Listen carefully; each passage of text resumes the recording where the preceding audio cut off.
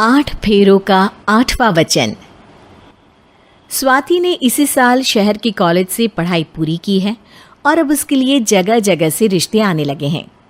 स्वाति से ज़्यादा उसके रिश्तेदारों को उसकी शादी की चिंता है, इसीलिए जो भी स्वाति के घर आता वो किसी नए लड़के की खबर ज़रूर ले आता।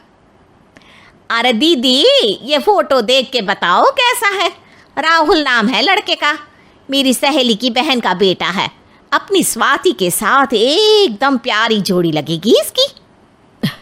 ज़रा दिखाना, फोटो तो बढ़िया लग रहा है। कोई गलत आदत वादत तो नहीं है ना इसे? और कमाता कितना है?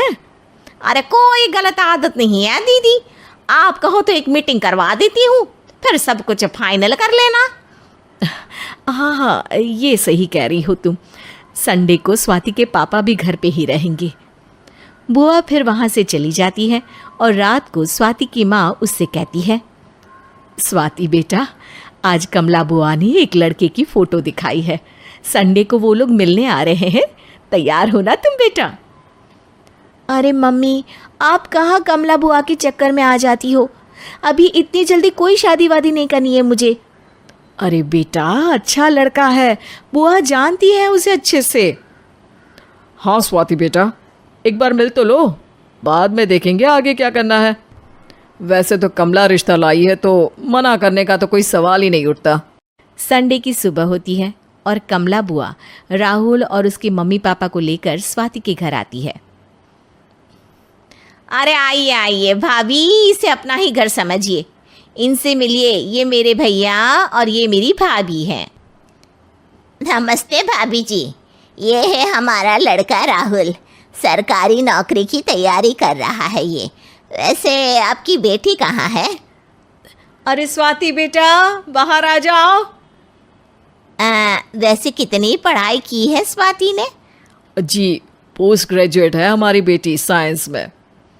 ये सब तो ठीक है, पर घर संभालना जानती है या नहीं? हमें कौन सी इससे नौकरी करवानी है, नौकरी तो मेरा बेटा करेगा ही। पर मैंने इतनी पढ़ाई की है और आप चाहती हैं कि मैं घर पर ही बैठी रहूं? अरे स्वाति बेटा, ये बड़ों की बात में तुम कहाँ बोल पड़ी? हम सब देख लेंगे क्या करना है क्या नहीं। हम तो इसी बात पर विश्वास करते हैं कि घर के लड़कियां घर में ही रहे तो ज़्यादा अच्छा रहता है। वरना भाई साहब, आप तो आजकल के हाल जानते ही हैं, कितनी घटनाएं होने लगी हैं औरतों के खिलाफ। स्वाति बेटा, रसोई का काम तो पूरा जानती हो ना? शादी के बाद तुम्हें ही संभालना है वो सब। अरे बहुत अच्छा खाना बनाती है ये, आप सब लोग इसकी तारीफ करते नहीं थकेंगे। लो भाई, हो गई मीटिंग, अब शादी की तारीख फाइनल कर लेते हैं। क्यों भैया? भाई, हम तो पंडित जी से चर्चा करने के बाद ही तारीख फाइनल करेंगे। सालों से हम उनकी बातें मानते हुए आ रहे हैं। लड़के वाले और कमला बुआ की बातें सुनकर स्वाति एकदम नाराज़ हो जाती है और उसे लगने लगता है कि शादी के बाद उसे घर पर ही बैठना पड़ेगा।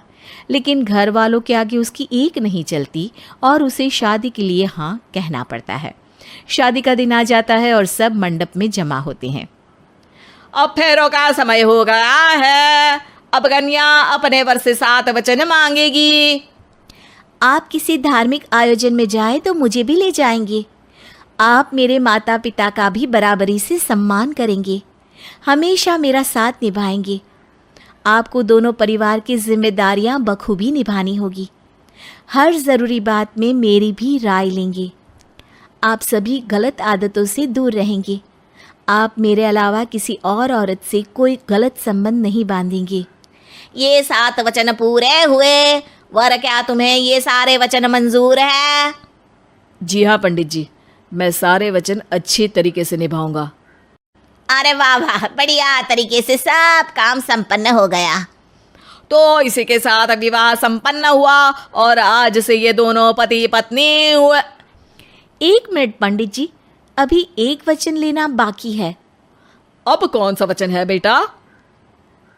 मैं अब हमेशा के लिए किसी दूसरे घर में जाने वाली हूँ, तो पति के अलावा मैं अपने सास ससुर से भी एक वचन लेना चाहूँगी। अब कहो बेटी। मैं ये चाहती हूँ कि मुझ पर किसी बात की कोई पाबंदी नहीं लगाई जाएगी। मुझे सब कुछ करने की आज़ादी होगी और मैं भी विश्वास दिलाती हूँ कि मैं एक अच्छी बहू बन के दिखाऊंगी। स्वाति की बात सुनकर उसके सास ससुर एकदम चौंक जाते हैं और कुछ बोल नहीं पाते कि उतने में कमला बुआ बोल पड़ती है। अरे बेटा, ये भी कोई कहने की बात है? रानी बन के रहोगी तुम तो। वचन देने से पहले सोच लीजिए, क्योंकि शास्त्रों में वचन ना निभाने वालों के लिए नरक से भी बदतर सजा लिखी है। स्वाति की चालाकी से वहाँ मौजूद सब लोग प्रभावित हो जाते हैं और लोगों में बदनामी ना हो जाए, इस कारण स्वाति के सास ससुर को उसे वचन देना पड़ता है। और कैसी अपशकुन वाली बातें कर रहे हैं आप पंडित जी? हमें मंजूर है बेटा तुम्हारी शर्त। स्वाति अपनी समझदारी से अपनी बात अपने ससुराल वालों से मनवा लेती है और खुशी खुशी राहुल से शादी कर लेती है।